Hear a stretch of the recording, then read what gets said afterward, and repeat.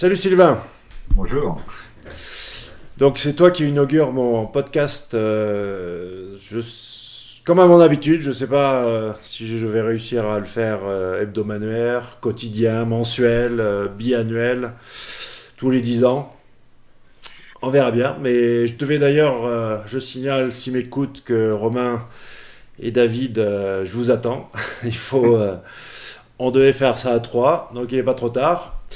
Mais en attendant, j'ai l'honneur quand même d'avoir Sylvain Perronnet, qui est notre scientifique, docteur S algorithme, s'il y en a bien un qui connaît la machinerie derrière tous ces moteurs de recherche et surtout Google, ben c'est bien lui. Nous autres, nous ne sommes que des maigres petits artisans qui faisons des devinettes.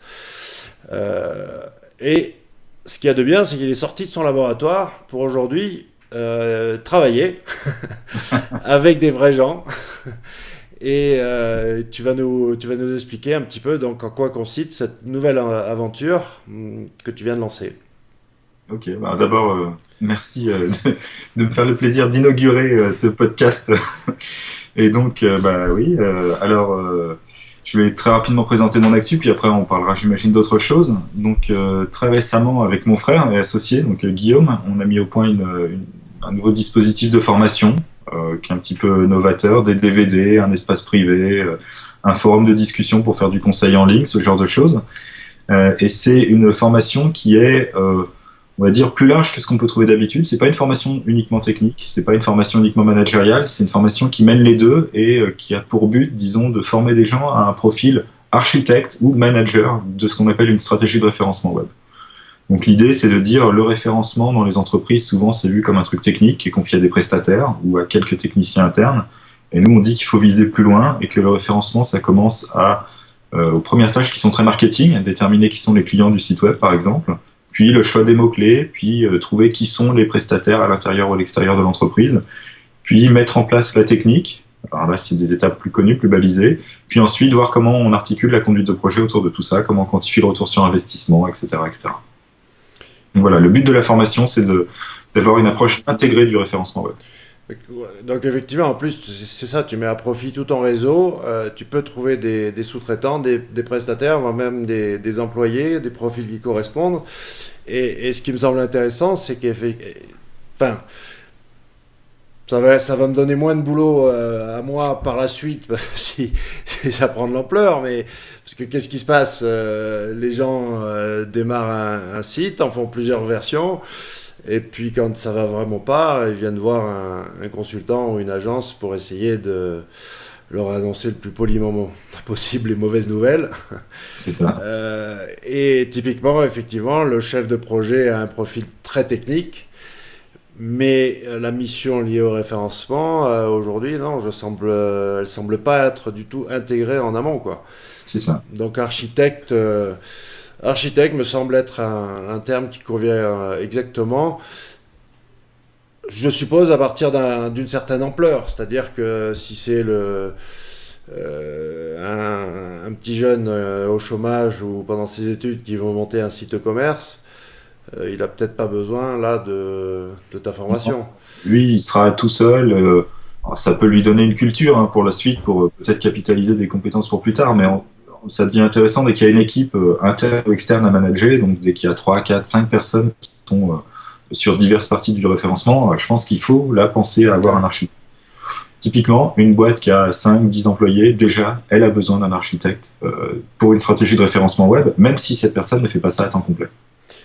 Si je ne m'abuse, il y a la moitié des entreprises françaises, ou peut-être un peu moins, qui n'ont pas de site web du tout.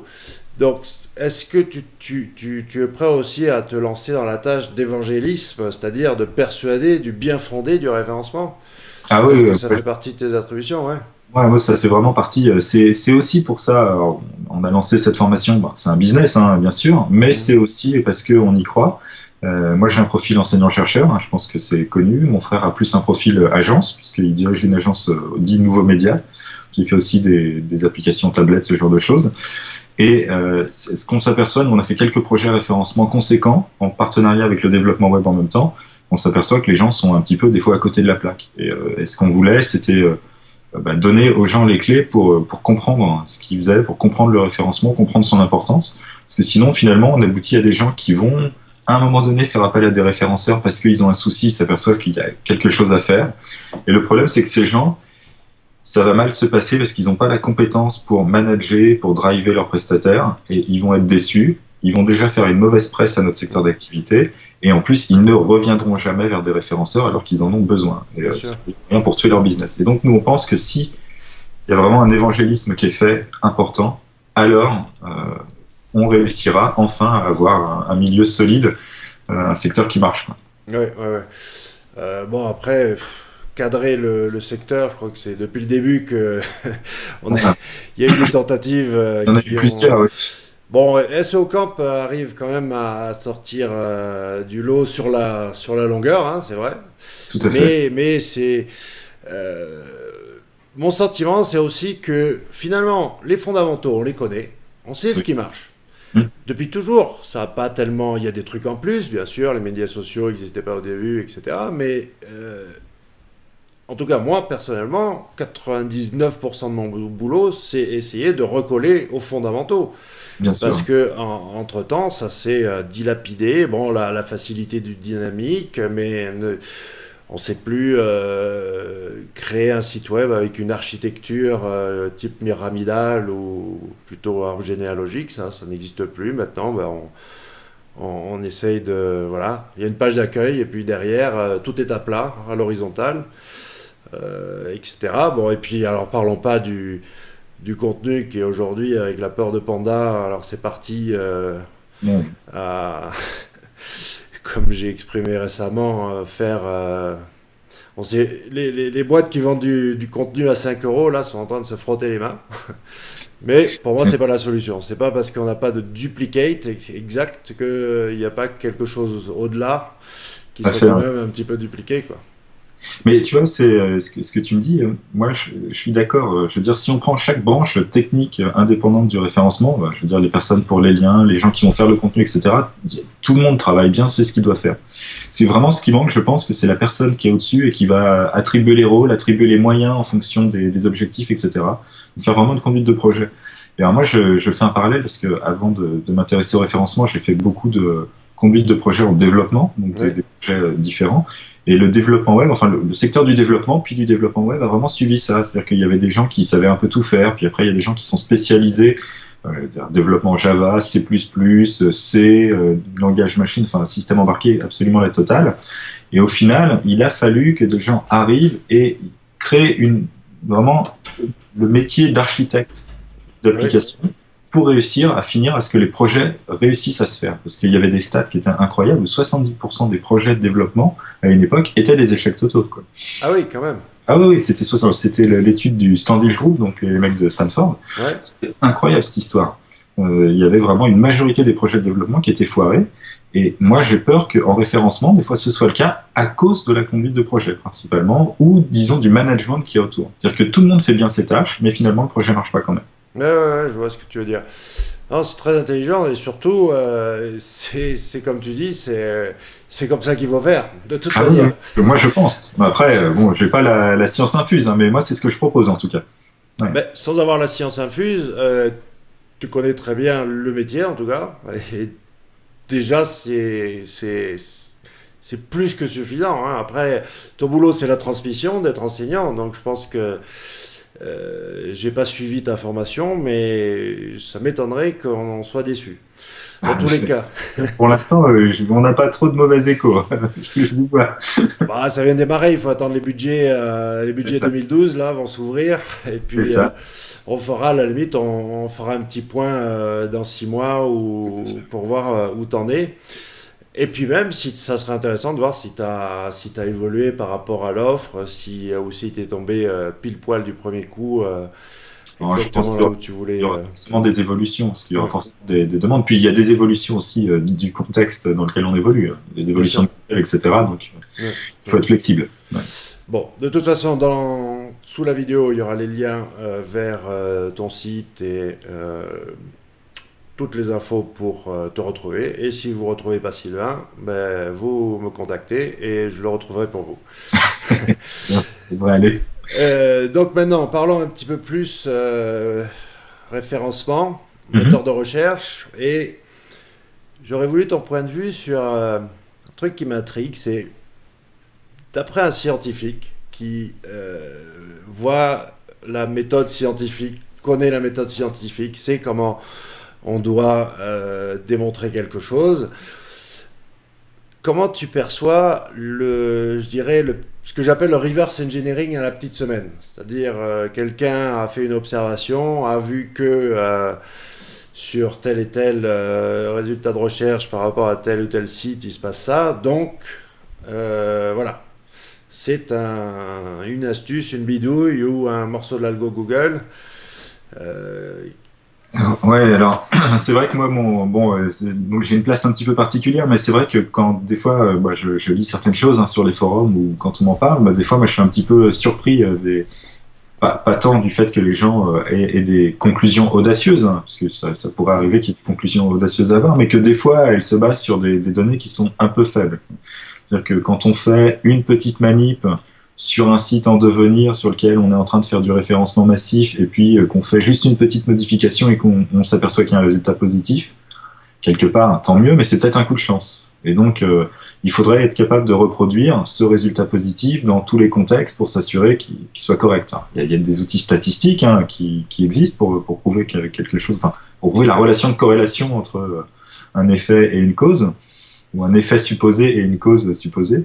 Malheureusement, ça, je pense que c'est pas, on n'a pas encore cette tradition-là dans le milieu du référencement d'utiliser ces outils-là. Alors ça commence à arriver, je veux dire, dans le domaine plus marketing peut-être. Il y a les gens qui font du A/B testing, par exemple. Est-ce que mon bouton doit être rouge, doit être vert, doit être gros, doit être en haut, en bas, etc. Là, les gens commencent à comprendre cette notion d'A/B testing ou split testing. ouais. On pourrait tout à fait la faire en référencement. On pourrait très bien servir plusieurs versions du même site web à Google avec des petites modifs, et puis déjà voir selon ce qu'on, voilà, vraiment essayer enfin, je sais pas comment le dire, mais essayer vraiment de déterminer si un truc a une chance d'être peut-être vraiment un levier, quoi. Tout à fait. Ouais, Et ouais. puis après, il faudrait le décliner sur énormément de sites web pour conclure, etc. Il faudra analyser par rapport à ce qui est connu sur le moteur par ailleurs. Enfin, c'est une démarche qui est compliquée, qui est longue. Et c'est vrai que la plupart du temps, les gens la font pas. Alors, déjà, faute de suffisamment de données, parce que je veux dire, quand je dis qu'il faut appliquer sur plusieurs sites web, on parle de plusieurs centaines de sites web. Mhm. Donc, il faut trouver des gens qui aient la main sur plusieurs centaines de sites web et qui vont faire des modifications soigneusement analysées sur le long terme pour réussir à comprendre s'il y a quelque chose à faire. Donc, c'est quelque chose qui demande des moyens, on va dire. Bah, le plus proche me semblerait être l'index Linkscape de SEO Moz, où ils essayaient de faire des corrélations justement entre ce qui pouvait se passer chez Google par rapport à ce qu'ils ont en interne chez eux, quoi. C'est ça, exactement. Alors c'est assez amusant, c'est que ce soit eux et que ce soit certains articles scientifiques même qu'on trouve sur le domaine, il y a beaucoup de gens qui font donc une vraie analyse de corrélation, sans statistique du terme, et qui disent si on fait les liens de telle manière, ça booste le référencement, etc. Mais en vérité, c'est une analyse de corrélation. Ce qu'on regarde, c'est la présence d'un élément dans une situation qui nous intéresse. Donc on s'aperçoit que, par exemple, tous les sites bien référencés ont tous leurs méta-keywords bien remplis. Pourquoi? Parce que finalement, même si on sait que ça sert à rien, les gens la remplissent parce que ça coûte rien de la remplir. Et donc on s'aperçoit que tous les gens qui travaillent sérieusement la remplissent parce que ça coûte rien de la remplir. Et donc on dit ah elle est présente quand c'est bien fait, mais non en fait c'est l'inverse. C'est parce que les gens travaillent bien qu'elle est présente, et pas parce qu'elle est présente que les gens ont un bon résultat. Tout à fait. Et donc on analyse, voilà, l'analyse fait qu'on inverse la corrélation des fois. Ouais, ouais, ouais. Ce genre de choses. Donc il faut toujours se méfier de ces trucs-là. Et donc en fait ce que donne les SEO Moz a une enquête qui est quand même très très bien faite, moi je trouve, qu'ils sortent annuellement, je pense, c'est ça, non? Non, ça c'est différent. Ça c'est Ça c'est différent. moi j'ai traduit l'enquête scientifique qu'ils ont faite à partir de Linkscape. Ce qui sort tous les ans, c'est ils demandent à plusieurs Oui. dizaines de référenceurs Alors moi je parle de l'enquête. Ouais, ouais. Et voilà. Voilà. Et donc, c'est un travail qui est bien, mais c'est vrai que ça peut donner que des pistes, parce qu'il n'y a pas une garantie que ce soit pas la causalité soit pas inverse. C'est ça que je veux dire. Tout à fait. Ben, transition toute trouvée justement pour essayer de tordre le cou à quelques légendes urbaines et surtout avoir ton avis sur le fonctionnement du moteur de recherche, la première chose que je voudrais demander, c'est qu'est-ce qui se passe entre le moment où le moteur visite une page et ensuite quand un résultat est retourné dans une interface. Alors c'est pas forcément le moteur de recherche, hein, ça pourrait être aussi les Webmaster Tools ou tous les services outils Google, quoi. Parce qu'on croit que c'est, voilà, il vient voir la page et après hop, il la retourne, alors que... Alors, bon, bien sûr, ce que je veux dire, hein, c'est sujet à caution, parce que malheureusement, je suis pas dans le secret des dieux, hein, totalement. Mais alors, donc, ce qui se passe, c'est que donc, Google a des crawlers qui vont crawler le web, ce qui est déjà une tâche très difficile, il faut le savoir, de crawler efficacement le web. Et donc, chaque page web va être analysée d'une certaine manière. Donc, on pense que c'est analysé en plusieurs passes, déjà. Mais essentiellement, on va dire, simplifions, Google extrait le contenu qu'il est capable d'extraire de la page. Mhm. Et va faire une analyse sur ce contenu à part. Mais en même temps, donc la page est envoyée aussi à d'autres parties du moteur qui, elles, vont analyser la structure du web. Alors, il y a deux moments où la structure est analysée. La structure est analysée en temps réel quand le crawler avance. Donc, il fait des pas et il peut analyser, par exemple, le nombre de fois qu'une page apparaît quand il fait une marche d'une certaine longueur, etc., etc. Et puis ensuite, ça va être analysé a posteriori parce qu'il y a la création d'un graphe et le calcul du fameux PageRank. D'accord ? D'accord.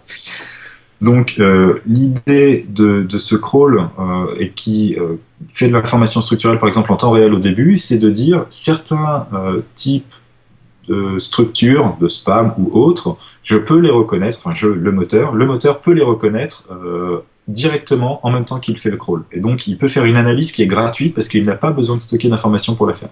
D'accord ? Puisqu'il est obligé de crawler pour avoir les pages. Donc là, il peut détecter... Alors, moi, j'ai un thésard qui avait travaillé là-dessus. Ce qu'on montrait, c'est qu'on pouvait détecter 60 à 70% des fermes de liens, par exemple, juste en temps réel au crawl.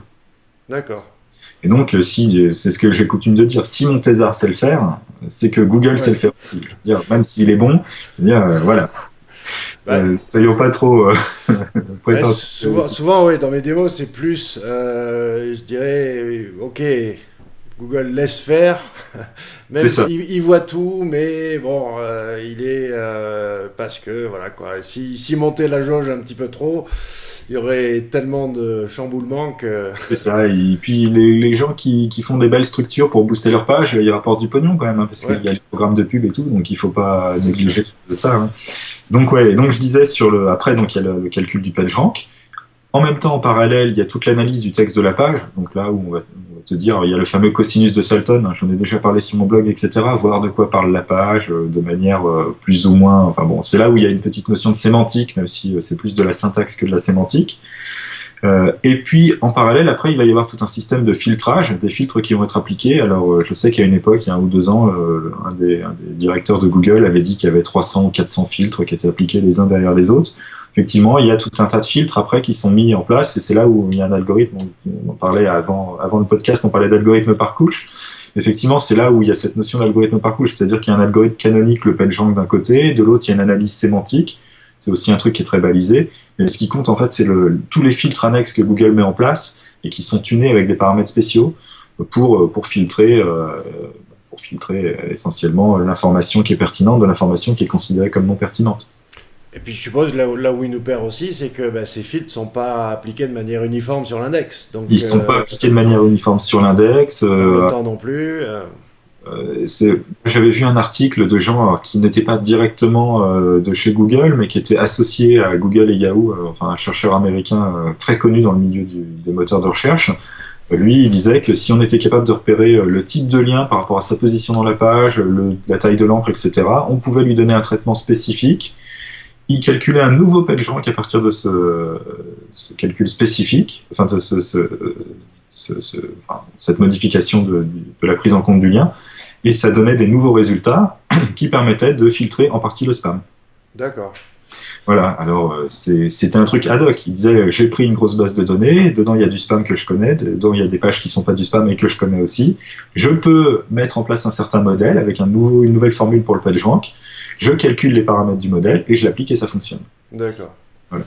Et typiquement, c'est ça un filtre. Un filtre, c'est j'ai un modèle qui est connu, mais il y a des paramètres auxquels il faut que je donne une valeur, et le filtre, c'est la valeur de ces paramètres.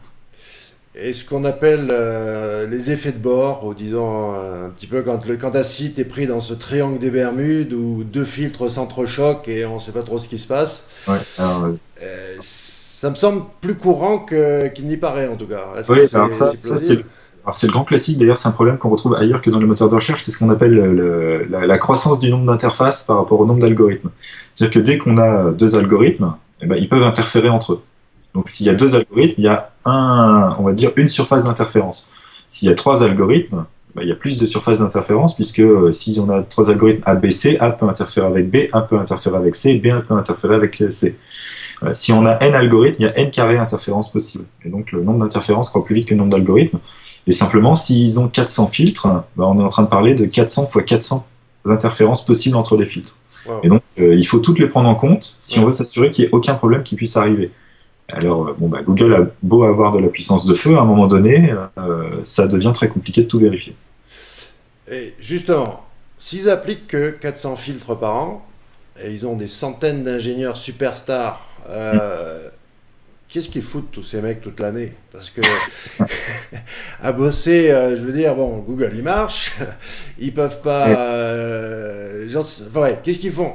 Ah ouais, bah, déjà, la plupart des... Alors, bon, il y a les ingénieurs, il y a les chercheurs. Hein. C'est Ouais, déjà deux domaines un peu séparés. Mais que ce soit les uns ou les autres, la plupart, ils travaillent pas à proprement parler sur le moteur de recherche. Donc, si on prend les ingénieurs, il y en a beaucoup qui travaillent sur les nouvelles offres. Donc, bah, par exemple, YouTube est un aspirateur puissant de force de développement au sein de Google, parce que c'est quelque chose de très compliqué techniquement à faire. Je dis ça parce que je sais qu'à Paris, ils recrutent beaucoup pour des choses concernant ah ouais, YouTube. Voilà. Par contre, les chercheurs, moi, en majorité, ils ne travaillent pas vraiment sur les moteurs. Alors, les chercheurs chez Google, ils ont un statut un peu à part, ils font un peu ce qu'ils veulent, mais pas complètement. Et il y en a, pardon, il y en a énormément actuellement qui travaillent sur la théorie des jeux, sur les approches microéconomiques de l'algorithmique, avec une cible qui est assez claire, qui est l'amélioration des schémas d'enchères pour la publicité en ligne. d'accord. Ben, c'est le choix, hein, de toute façon. Voilà, comment mathématiquement C'est ça, et on il peut faut pas décider d'un oublier que choix, quoi. c'est la principale source de profit de Google, donc c'est normal d'essayer d'innover avant tout de ce point de vue-là. Après, le moteur actuellement, il marche suffisamment bien visiblement pour satisfaire les internautes ou la plupart des internautes. Et certes, il y a des gens qui travaillent dessus. Hein. Moi, je pense qu'il y a 10 à 20% maximum des chercheurs de Google qui travaillent vraiment que sur les aspects moteurs. Le Ouais, reste, après, ça va être du périphérique. Ils ont aussi beaucoup de force de frappe sur le calcul distribué, puisqu'ils ont des gros data centers. Donc, bah, c'est les mhm, inventeurs. Les inventeurs. C'est eux qui ont inventé le nom MapReduce, sur d'accord. des choses qui sont un peu connues depuis longtemps. Mais bon, voilà, ils ont plus de gens sur des sujets qui ne sont pas directement liés au cœur de métier moteur de recherche, mais plutôt au reste. Mais enfin, moi, Ouais, ça, tous ces gens. honnêtement, enfin, même si je connais bien Game Theory, enfin la théorie des jeux pour l'avoir étudié à l'université, là tu m'as appris vraiment quelque chose, et je conseille tout le monde en deux mots, la théorie des jeux, c'est l'histoire de la maman oiseau C'est ça. qui est dans son nid et qui protège ses petits. Et il y a les vautours qui sont en train de tourner depuis 2 jours autour du nid. Alors, qu'est-ce qu'elle fait? Si elle s'en va chercher à manger, les vautours vont venir manger les petits. Et si elle reste, ben, ils vont mourir de faim. Ouais. Donc, Nash Equilibrium. Et C'est- le choix impossible, la théorie des jeux, via un modèle mathématique, on peut résoudre ce genre d'équation, quoi. Regarde, Laurent, je vais te montrer un truc. Tu vois. Je suis dans mon bureau, donc je fais un petit switch. J'ai une grande bibliothèque sur le côté, je peux pas montrer parce que je peux pas tourner mon ordinateur que des bouquins de maths. Hein. Voilà. Et j'ai ce bouquin qui s'appelle Algorithmic Game Theory. Et si on regarde, tous les gens qui sont auteurs dans ce bouquin, pas tous, mais disons la moitié, c'est des gens qui sont de chez Google ou Yahoo. Ah, carrément. C'est vraiment, et bon, je peux pas, faut aller voir sur le web, mais quand on regarde les sujets, alors c'est un bouquin très technique, hein, c'est pas mais ça n'est quasiment que sur ce qu'on appelle le prix de l'anarchie, donc qui est de calculer comment dans une enchère il peut y avoir des problèmes, comment on fait pour avoir une enchère qui soit honnête pour tout le monde, comment on fait une enchère où tout le monde s'y retrouve, etc., etc. Donc c'est un bouquin qui est que là-dessus, et on s'aperçoit que les gens des moteurs, bah, voilà, c'est eux qui écrivent ce genre de bouquin.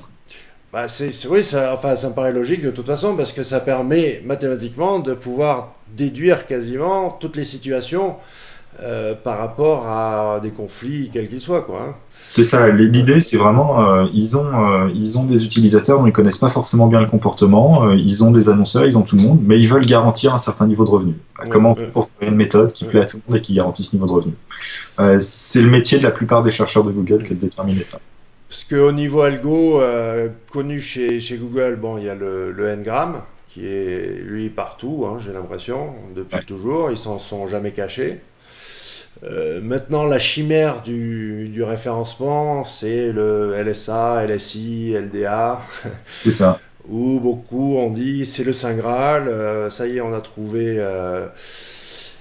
Parce que Google, pour la petite histoire, avait acheté une société qui s'appelait, je sais plus quoi, Sémantique, dans les années 2000. Mais c'était à but publicitaire, et ça c'est devenu le programme AdSense. C'est-à-dire qu'effectivement, bon, ben, il rapatrie sur le serveur une page, il fait sa petite tambouille sémantique, et puis il retourne des publicités contextuelles. Donc on voit là une analyse de l'attente sémantique, indexing, analysis, etc. Sauf que il y avait deux clans à l'époque. Ceux qui disaient que ouais ça y est on a trouvé le Saint Graal et puis d'autres qui disaient que c'était un petit peu trop lourd pour être utilisé en live en temps réel comme ça par un moteur.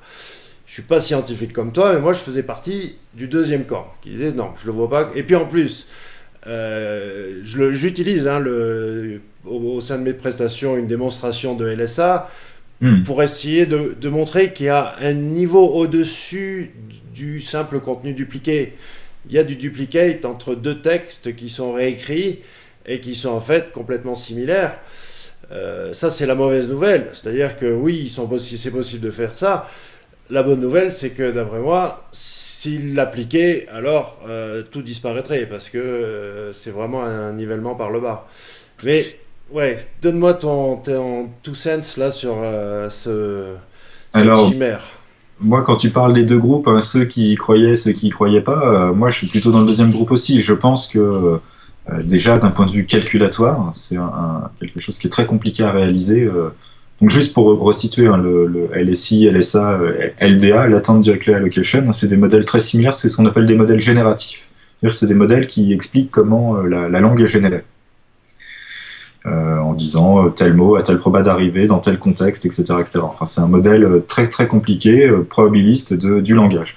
Et l'idée, c'est que si on sait comment le langage est généré, bah, quelque part, on sait l'analyser forcément, parce qu'on connaît les structures importantes du langage. Et voilà, donc l'idée de base, c'est ça. Et après, bah, l'idée derrière l'analyse, c'est de dire on est capable de faire d'immenses matrices multidimensionnelles qui permettent de repérer les structures de langage qu'on connaît, pour repérer la sémantique. Alors sur le papier c'est très bien. Les exemples des linguistes montrent que ça fonctionne très très bien dans des cas très petits, quelques textes, quelques dizaines de textes, quelques dizaines de mots, quelques centaines de mots, pas plus. Maintenant on est en train de parler de Google, donc on est en train de parler de plusieurs milliards de pages, voire plus, et de plusieurs centaines de milliers de mots. Là on a un passage à l'échelle qui se fait probablement pas. Google a des data centers qui coûtent plusieurs centaines de millions de pièces, qui sont consacrés à faire très rapidement du calcul de PageRank, du pivoting de matrice, hein, donc l'inversion de matrice, c'est la tâche principale de l'algo, et puis d'autres tâches annexes. Objectivement, aujourd'hui, déjà même avec la même puissance de calcul, ce serait quasiment impossible de faire une analyse pareille, c'est probablement impossible. Et même si c'était possible avec la puissance de calcul qu'ils ont, il faudrait qu'ils refassent entièrement des nouveaux data centers complètement réarchitecturés pour cette tâche-là. D'accord. Je doute objectivement que Google ait pour l'instant les moyens même de le faire, ou l'envie de le faire, et l'intérêt de le faire. C'est-à-dire que les résultats actuellement, ils plaisent. Il y a je ne sais plus quel groupe qui avait montré qu'avec tous les filtres qu'ils ont, ils obtenaient le même résultat qu'on aurait pu obtenir en utilisant la LSI. Je ne sais plus qui a fait ça, c'est peut-être SEOmoz aussi. Un résultat controversé d'ailleurs, on ne sait pas trop comment ils avaient prouvé ça, mais enfin bon bref. Euh, donc moi je pense que c'est plutôt du domaine de la science-fiction pour l'instant, ce type de méthode. Après, est-ce que ce Enfin, serait... science-fiction, disons que comme je dis toujours, à notre échelle, ça peut nous montrer un truc qui va pas du tout, C'est ça, oui. mais ça nous montrera jamais tous ces types d'analyses, densité pondérée, machin bidule truc, LSA, LSI. Quand il y a quelque chose qui cloche, pouf, là ça saute aux yeux. Mais par contre, la formule magique de l'optimisation, le truc, non. Je parle de l'existence de la Ouais, formule magique facile à calculer qui permet de tout ouais. résoudre. celle-là. Mais pour résumer, c'est ça. Le principe, ça serait effectivement pour Google de remplacer toutes ces couches, tous ces théorèmes collés les uns sur les autres ou à côté par une formule magique. C'est ça. Et c'est ça qui est de la science-fiction, quoi. Ouais. Et, et alors, il y a même, si on va plus loin, mais alors là, on s'éloigne des moteurs de recherche, on va parler d'économie. Souvent, de toute façon, une telle innovation est plutôt le fait d'un nouvel arrivant dans un secteur économique que des mastodontes du secteur. Parce que Google, c'est un investissement ultra fort que de tout remplacer pour remettre un nouveau truc. Ouais. C'est une prise de risque énorme.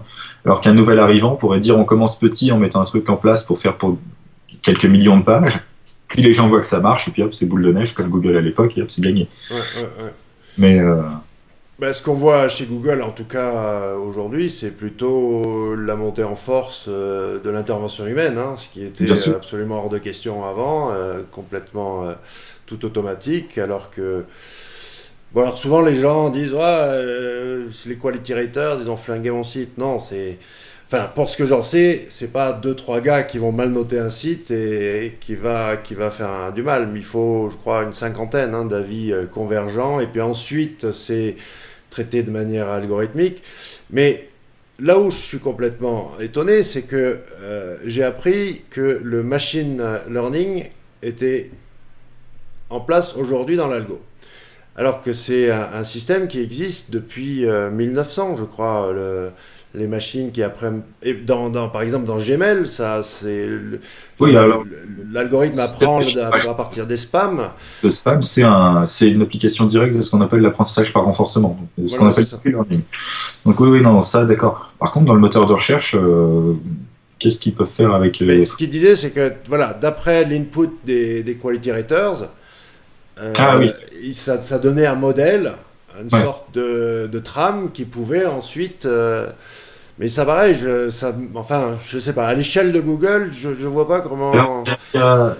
moi, je peux pas parler pour le moteur même, mais par contre, il y a quelques années, moi, j'aime beaucoup parler de cet article qui a été écrit par Entoulas Najor, qui est je sais plus qui d'autre, des gens qui sont de Microsoft principalement, donc à l'époque où c'était pas encore Bing, qui était sur une méthode de détection du spam où ils utilisaient une méthode automatique qui s'appelle le C45, bon, bref, c'est le nom, hein, pour définir un arbre de décision pour déterminer si une page était du spam ou pas. Donc il y avait un certain nombre de critères et ils avaient leur algo qui apprenait les valeurs des critères pour déterminer si une page était du spam ou pas. Par exemple, ça disait si la proportion de n grammes qui ne devrait pas être dans la page et qui sont quand même supérieurs à telle valeur, alors il y a des chances que ce soit du spam, etc. Puis il y avait une suite de critères qui permettaient de définir spam ou non spam. Alors l'article en lui-même était houleux d'un point de vue validation scientifique, mais l'idée était là. Et là, typiquement, si ce genre d'algo est en place, c'est là où l'apprentissage par renforcement peut vraiment fonctionner. Parce que quand un quality rater se met une note, ça veut dire qu'il modifie implicitement un critère. Et donc l'algorithme va apprendre en modifiant le critère. Ils avaient, dans cet article, il y avait un indice, je me rappelle plus comment il s'appelait, il y avait quelque chose rank aussi qu'ils avaient mis en place. Je me souviens plus des détails, mais il y avait une quarantaine ou une cinquantaine de critères différents. Certains un peu mystérieux d'ailleurs, mais ils avaient fait une analyse de corrélation et ils avaient découvert des critères un peu mystérieux d'ailleurs. Oui, mais c'était, Ah, voilà, pour c'était avoir ça. confiance, déterminer la confiance qu'on peut avoir dans un site web, en tout cas. C'est ça. Mais ouais, c'est bon. Après, les autres choses connues, le content mining. Oui, tout à fait. Comment... Alors là, on a toujours préconisé des pages légères. Depuis l'avènement de Caféine, qui je rappelle n'est pas la mise à jour de l'algorithme, mais bien de l'infrastructure, c'est un petit peu comme le même pilote qui passe d'une Clio à une Porsche. Moi j'ai vu là une montée en hausse mais impressionnante des formulaires de devis qui étaient uniquement des sites e-commerce qui s'étaient cassés la gueule à cause de performances assez abominables. Mm. Donc si on regarde dans les Webmaster Tools et qu'on voit la barre verte à 1,5 secondes, je suppose que c'est l'exigence de Google aujourd'hui. Ils voudraient que les pages se chargent en Tout à 1,5 fait. secondes. Mais et pour le coup, moi je trouve que c'est bizarre d'ailleurs que ça n'ait pas été généralisé par les webmasters de mettre en place des vraies solutions pour accélérer les pages web. Je veux dire, on peut faire du multithreading par exemple pour donner plus vite au crawler toutes les informations et peu de gens le font finalement. Ben, ouais, et au-delà de ça, moi ce que j'observe couramment, c'est que, bon, on va mettre un système de cache, d'accord? Donc on prend un instantané d'une page, et puis on la store quelque part sur le disque dur. Mais le temps d'accès à ce cache, des fois c'est 4, 5, 10 secondes. C'est-à-dire que le temps de latence est à mon avis encore pire qu'avoir un temps de chargement trop lent. Parce que c'est... Là, le moteur a même pas commencé son travail. Il peut tout à fait décider à partir d'un certain moment, ok, quasiment time out, quoi, je pars. Donc, personnellement, Pierre-Alain, mon administrateur réseau et ami, lui a mis en place un système où il va storer, donc il va servir le cache depuis un swap de disque dur SSD. Ouais, c'est naturel. Là, on a temps de latence 0,2 secondes. Hein. Ouais. Mais objectivement, moi, il y a une solution autre. Hein. Alors là, c'est vraiment la matraque. Et puis bon, c'est une solution borderline, ce que je veux dire. Hein, mais il faut faire comme dans le milieu du trading. Il faut prendre un serveur qui soit à 50 mètres du data center de Google. Ah ouais, pas bête. Juste pour lui servir ses pages à lui. Et puis le reste, ça peut être ailleurs, naturellement. Ouais, je vois. Ça. Et donc, s'il y a 50 mètres, à la vitesse de la lumière, ça doit aller, quoi. Parce que ce qui se passe, en fait, bien sûr que le crawler va attendre patiemment devant la page, mais jusqu'à un certain point. Jusqu'au point où il va décider de se casser. De toute façon, ils ont une ressource machine qui est limitée. Ils ne peuvent pas consacrer trop de temps à chaque site. Donc, c'est naturel de partir. Il ne faut pas oublier qu'en plus du crawl, il y a l'analyse. Donc, si en plus, après, la page est longue à analyser, c'est aussi compliqué, quoi. Mais d'après toi, il faudrait vraiment que tous les sites tombent à 1,5 secondes pour être raisonnable.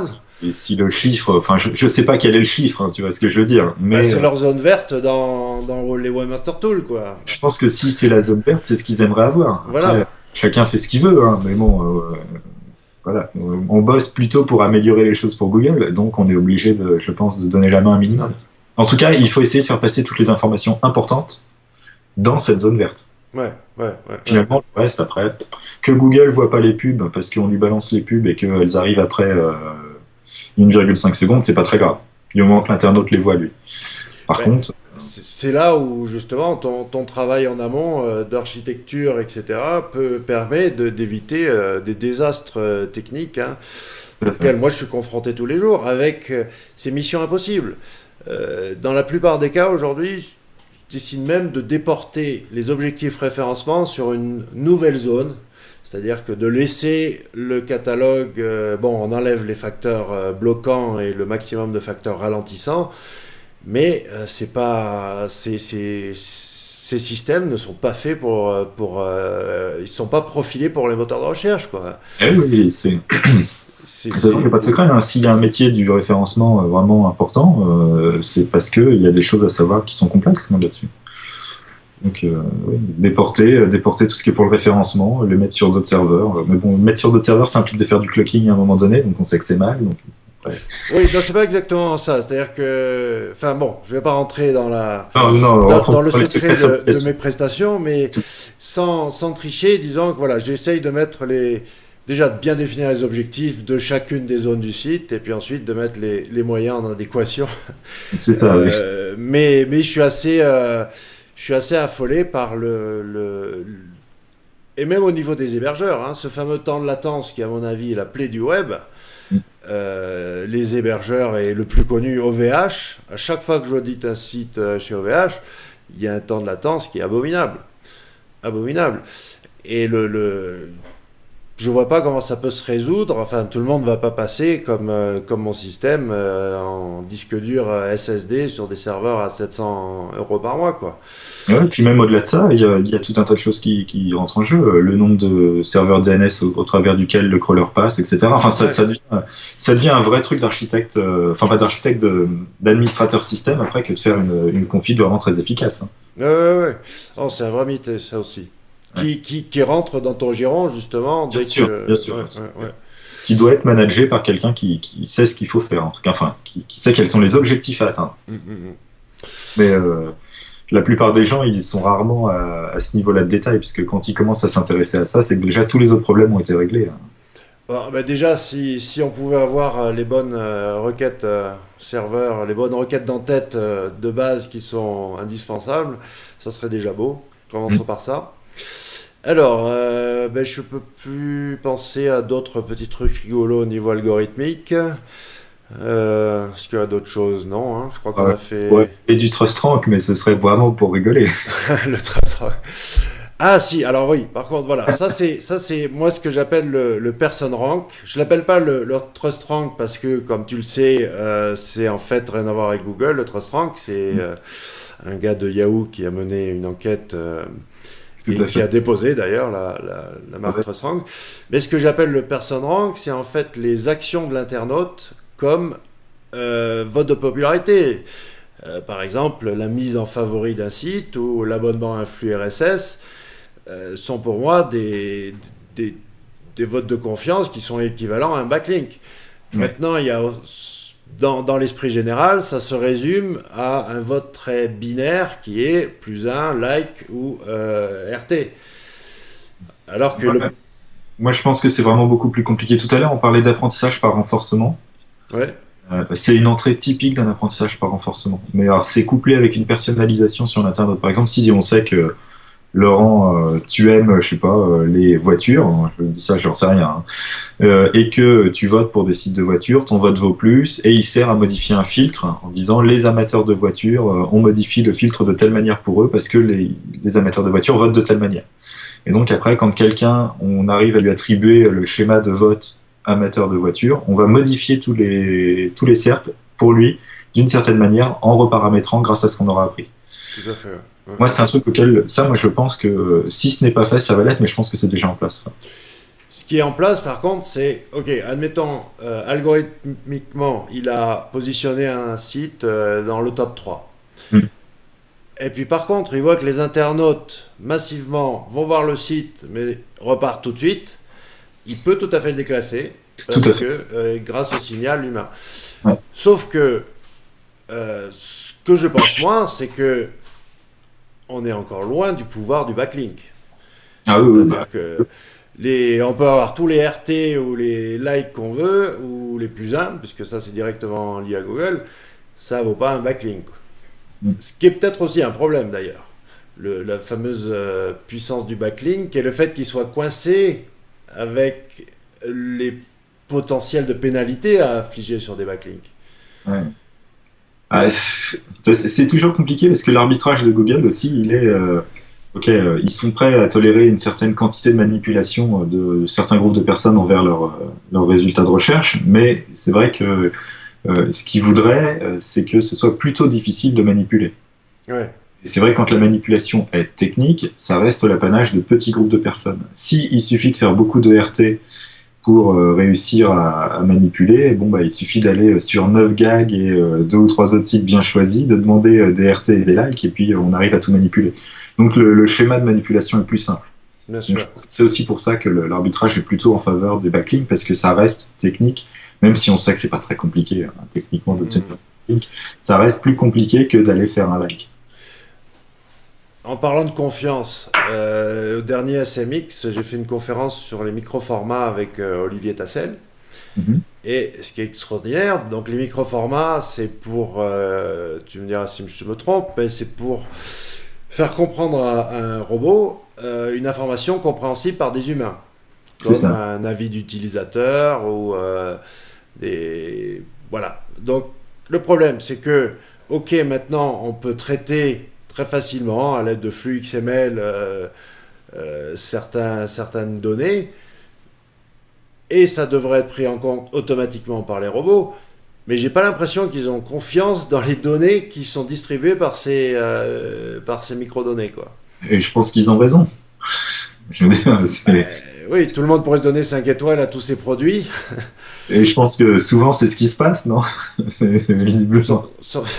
Alors, qu'est-ce que c'est? Coup d'épée dans l'eau pour les micro-formats? Est-ce qu'on va rester au stade expérimental ou est-ce qu'il y a vraiment quelque chose? Parce qu'on en est à croire aujourd'hui que c'est validé manuellement, hein, quasiment. Je pense que, une fois.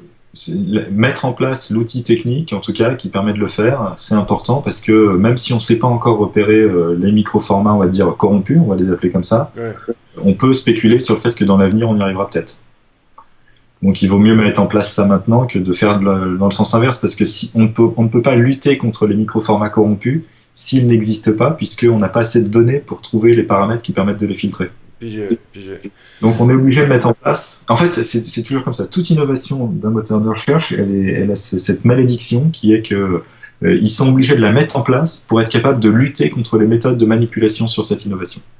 Et donc il y a forcément une première période qui est un pain béni pour, je ne sais pas ce que certains de nos amis appellent les techniques de référencement avancé, où pendant quelques mois, ils peuvent y aller parce qu'il n'y a pas assez de données pour être capable de les filtrer. Et puis après, dès que les gens ont beaucoup bourriné, c'est pour ça que quand les techniques se connaissent, enfin, savent trop, il y a un problème après pour les appliquer, mais effectivement, dès que le moteur a assez de données, hop, il peut les filtrer.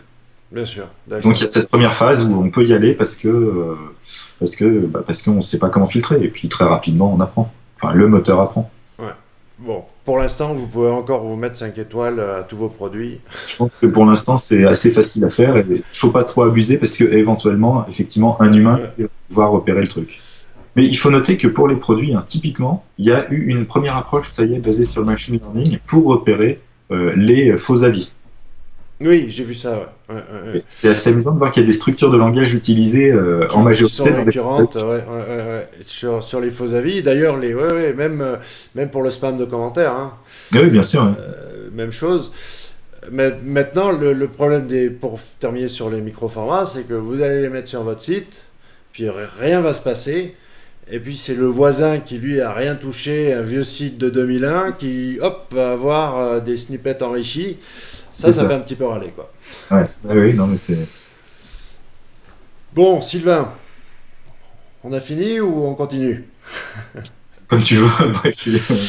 Moi, Non, je crois qu'on a couvert ce que j'avais prévu. Est-ce que je pense à autre chose? Non, en tout cas, moi je te souhaite bonne chance avec. Et puis je suis surtout ravi de te savoir parmi nous, les professionnels, quoi. Tu vas devoir être confronté à la jungle de la prestation référencement Ouais, et des travers de tes concurrents et le panier de crabe. Tout se passe très bien en fait, sauf de temps en temps. et j'ai déjà remarqué aussi que simplement le fait d'avoir sorti la formation auprès de certains, ça a changé le point de vue. Ah Euh, ouais. ouais.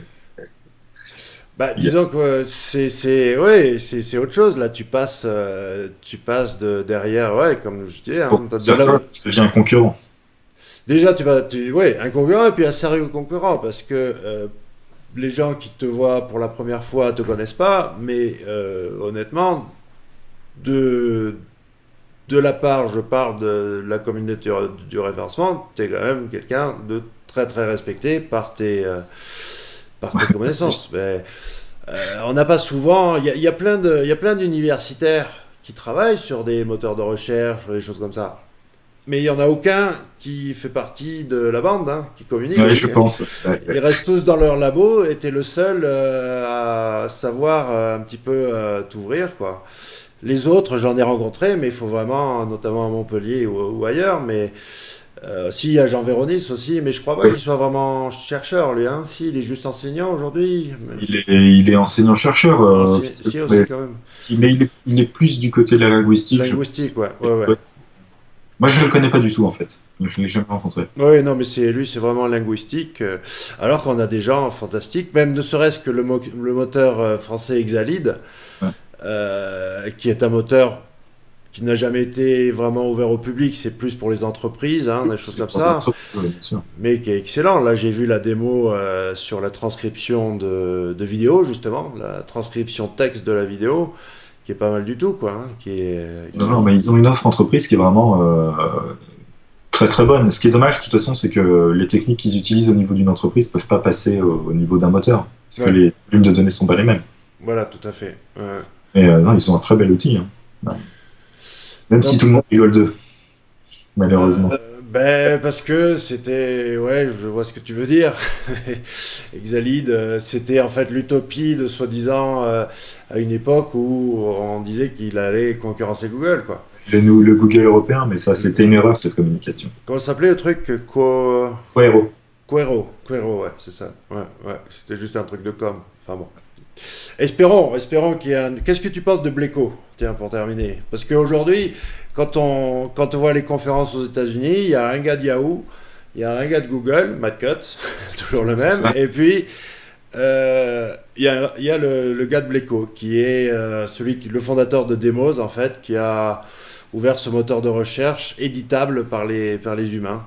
Moi, je sais pas. Pour l'instant, vraiment, je suis circonspect. Moi, pour l'instant, je le range dans la catégorie de tous les insiders qu'il y a eu, qui étaient plus ou moins bons et dont aucun n'a percé, quoi. Ouais. On ne sait pas trop comment il fonctionne, hein.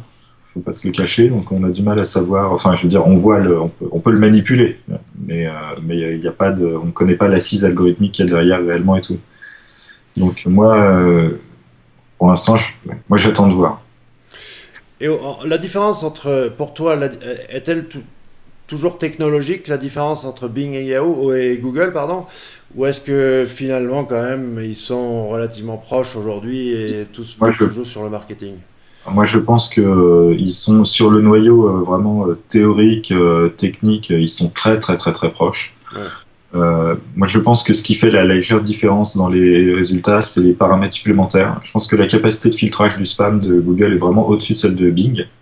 Mhm. Par contre, je pense que oui, ce qui tue complètement Bing, c'est le marketing. Parce que sur certains aspects, je veux dire, quand on regarde les chercheurs qui viennent de chez Microsoft, certaines choses qu'ils ont sorties sont fantastiques, comme celle de Google, hein. Mais donc, ils ont tous les deux les mêmes trucs un peu. Puis ils ont des moyens qui sont comparables, on va dire. Donc non, c'est vraiment un problème de marketing, je pense maintenant.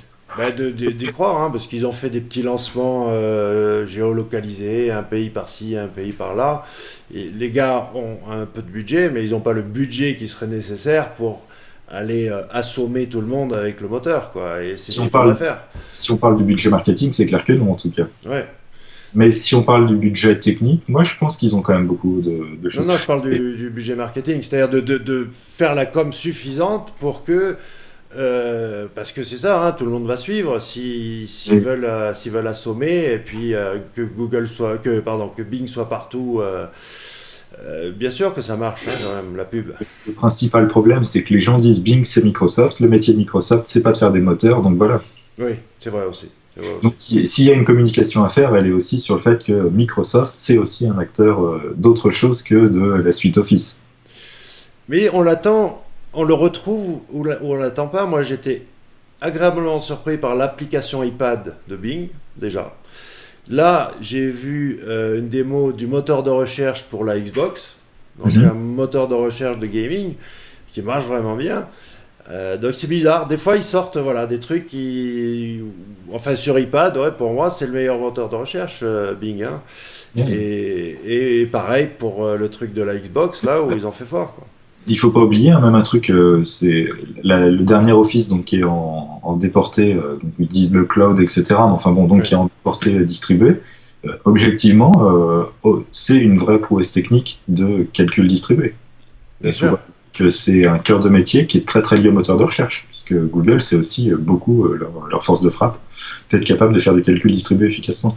Donc moi, je pense qu'ils sont pas si loin que ça techniquement, mais Ouais. après, bon, le reste, voilà. Donc on en a encore pour un moment à bouffer du Google, quoi.